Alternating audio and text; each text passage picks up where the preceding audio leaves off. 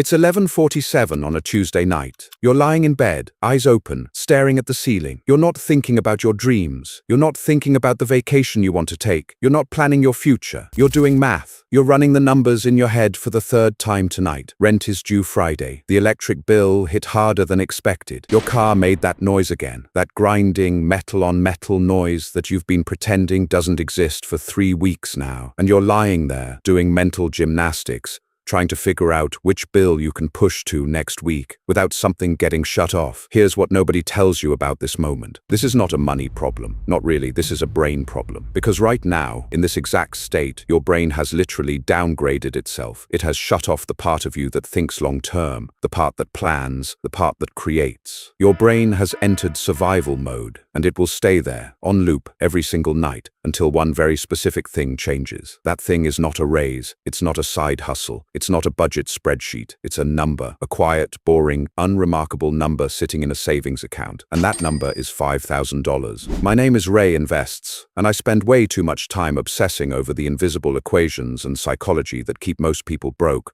Not because they're lazy, not because they're bad with money, but because nobody ever explained what money actually does to the human brain. In today's video, I'm going to break down something I call the $5,000 effect. It's the neurological and psychological shift that happens when you cross a very specific financial threshold, a threshold that has almost nothing to do with being rich and everything to do with finally getting your brain back. We're going to talk about cortisol, decision fatigue, scarcity-driven IQ loss, and why $5,000 is the exact amount where most people's nervous systems finally stop screaming. If any of that resonates with you, if you've ever felt that 3 a.m. ceiling stare, do me a favor. Hit subscribe right now, because this channel isn't about getting rich. It's about understanding the money psychology that nobody teaches in school. And honestly, it might be the most important thing you learn this year. Let's get into it. Okay, so let's start with what's actually happening inside your head when your bank account is sitting at $200 or zero or negative. There's a study from Princeton, published in the journal Science, that found something disturbing. Researchers tested the cognitive function of people under financial stress, and they found that the mental burden of poverty reduces functional IQ by roughly 13 to 14 points. That's not a metaphor. That's a measurable, clinical drop in your ability to think, plan, and make decisions. To put that in perspective, that's roughly the cognitive impact of losing an entire night of sleep every single day. So let me paint the picture for you. You wake up. You haven't slept well because your brain was running budget simulations at 2 a.m. You get in the shower. You're not thinking about your goals. You're thinking about whether you can afford to replace the shampoo that's running out. You get dressed and open the fridge. There's food in there, but you hesitate, not because you're not hungry, because you're mentally calculating whether that chicken needs to stretch through Thursday. You drive to work. The check engine light is on. You're not going to deal with it. You can't, not this month. By the time you sit down at your desk, you've already made 40 or 50 micro-decisions rooted in financial anxiety, and you haven't even opened your email yet. This is what psychologists call decision fatigue. Your brain has a finite amount of decision-making energy per day. Think of it like a battery, and when you're broke, that battery gets drained before noon, not on strategy, not on creativity, not on growth, but on survival math. And here's the part that really gets me. Your body doesn't know the difference between a lion chasing you and a past-due electric bill. To your nervous system, financial threat is physical threat. Your adrenal glands release cortisol, the stress hormone, and your body enters a state called the fight-or-flight response. Now, fight or flight is great if you need to outrun a predator, but it's a disaster if you need to think clearly about your career, your relationships, or your future. Because when cortisol is elevated for weeks and months at a time, your prefrontal cortex, the part of your brain responsible for long-term planning, impulse control, and rational decision-making, but literally gets quieter. It reduces activity. Your brain shifts resources to the amygdala, the fear center, because it thinks you are in danger. And you are. Financially, you are. So now you're stuck in this loop. You can't think clearly because you're broke. You stay broke because you can't think clearly. Psychologists call this a scarcity trap, and it has nothing to do with intelligence, willpower, or discipline. It's architecture. It's how the brain is wired. And what makes this even more cruel is that the people around you, the ones who aren't stuck in this loop, they don't see it. They see you forgetting appointments. They see you snapping at your kids over nothing. They see you turning down invitations, canceling plans, going quiet. And they think it's a personality problem. They think you're flaky or negative or antisocial. But it's not personality, it's bandwidth. Your brain is running at maximum capacity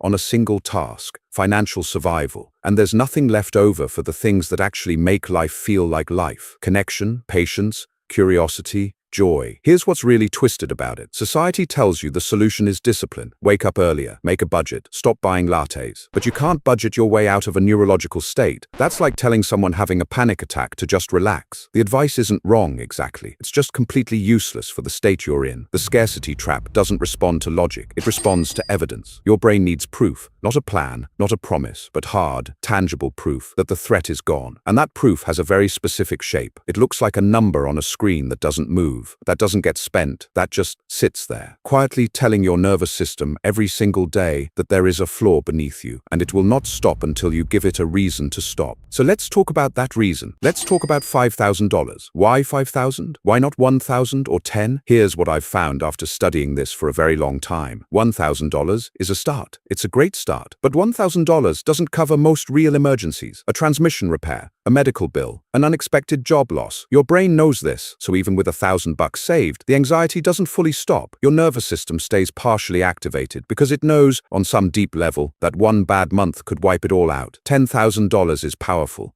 Life-changing, honestly. But for most people, 10,000 feels far away, unreachable, abstract. It becomes aspirational instead of motivational, and aspirational goals don't change behavior. 5,000 is the tipping point. It's enough to cover most single emergencies without going into debt. It's enough to cover 1 to 2 months of basic expenses if something goes wrong. And most importantly, it's achievable, reachable, real. But here's the part nobody talks about. The real power of $5,000 isn't the money itself, it's the silence. When you hit 5,000 in savings, something bizarre happens. You stop doing the math. The 2 a.m. ceiling stare starts to fade. The check engine light comes on, and instead of a panic spiral, you think, okay, I'll get that looked at Saturday. That shift, that calm, that's not just emotional, it's neurochemical. Your cortisol levels begin to drop. Your prefrontal cortex starts getting more blood flow again. Your brain literally reallocates resources from fear-based processing to strategic processing. You start thinking in weeks and months instead of hours and days. I call this the emergency fund effect. And here's the secret about it. It's terribly named, because this money is not for emergencies. Not really. This money is for buying your brain back. It's a psychological buffer that tells your nervous system, we're okay, we're not under threat, stand down. And once that happens, everything changes. You start noticing opportunities you were blind to before. A colleague mentions a job opening, and instead of dismissing it because you can't afford any disruption,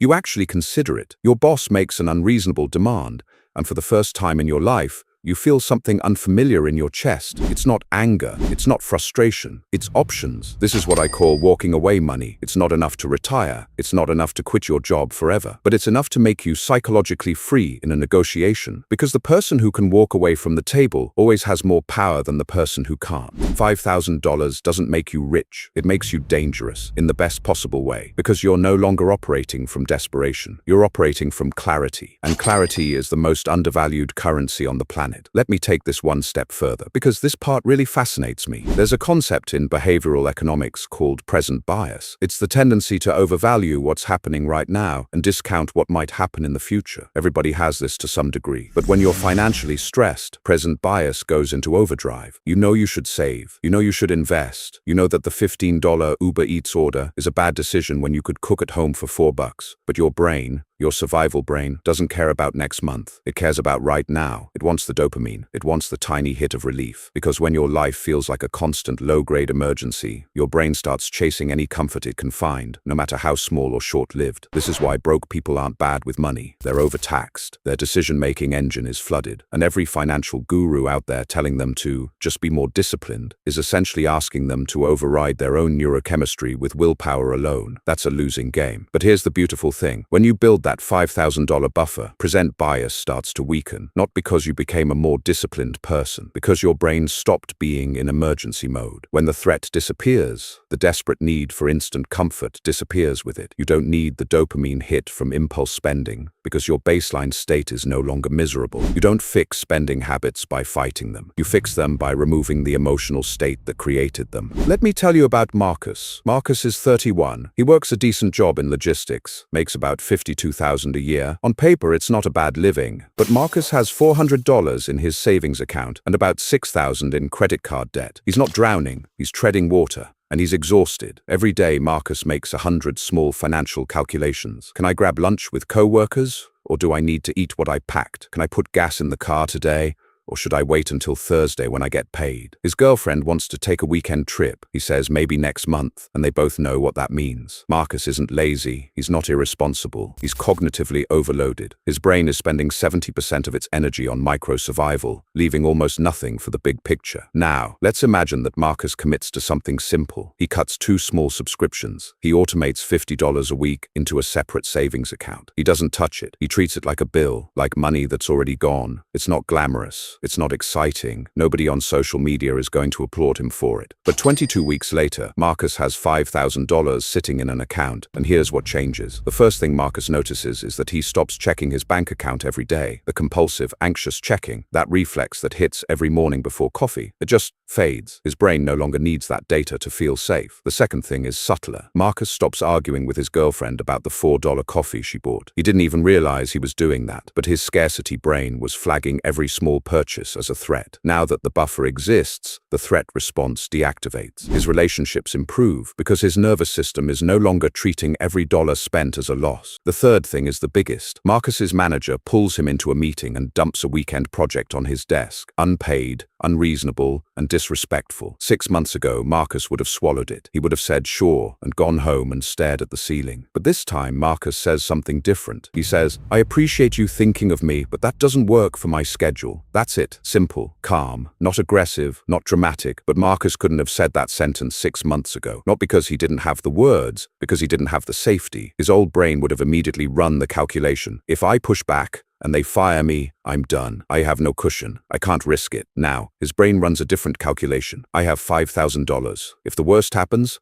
I have time. I have a runway. I'll be okay. Marcus didn't just save money. Marcus changed his identity. He went from someone who reacts to life to someone who designs it. And the entry ticket to that shift was $5,000 and a decision to protect it. And here's one more thing about Marcus that I think matters. Before the 5,000, Marcus used to scroll Instagram late at night. He'd see people his age buying houses, taking trips, leasing new cars. And every single post felt like a personal attack, like evidence that he was falling behind, that something was wrong with him. Psychologists call this upward social comparison. And when you're in survival mode, it's absolutely toxic because your brain isn't comparing logically, it's comparing emotionally. It's not thinking they might have debt too, or that's probably financed. It's just registering threat. Other people are winning. You are not. Danger. But after the 5,000, Marcus still sees those posts. The algorithm hasn't changed, but his reaction has. He scrolls past them, not with jealousy, not with bitterness, with something closer to indifference, because his brain is no longer scanning the environment for evidence of his own failure. It has a safety net now. It doesn't need to compare anymore. That quiet scroll, that unbothered scroll, is worth more than any raise he's ever gotten. So here's my challenge to you, and I mean this seriously. If you don't have $5,000 saved right now, that becomes your entire financial identity for the next 6 months. Not investing, not crypto, not a new income stream, just $5,000 in a boring savings account that you do not touch. Start small, $50 a week, $100 if you can swing it. Automate it so you don't have to think about it. Because remember, we're trying to reduce decisions, not add them. But here's the warning. The most dangerous moment is the moment right after you hit the number. There's a concept in psychology called the Diderot effect. It comes from the French philosopher Denis Diderot, who received a beautiful new robe as a gift, and suddenly everything in his house looked shabby by comparison. So he started replacing things: new curtains, new furniture, new rug. He spent himself into debt, all because one new possession made him dissatisfied with everything else. This is what happens to most people who save $5,000 for the first time. The brain goes, "Oh, we have money now, let's upgrade. New phone, new clothes, a nicer apartment," and within 3 months the 5,000 is gone, and so is the peace that came with it. Do not let this happen. That 5,000 is not spending money. It's not investment capital. It's not a down payment on a lifestyle upgrade. It is the price of admission to a version of your brain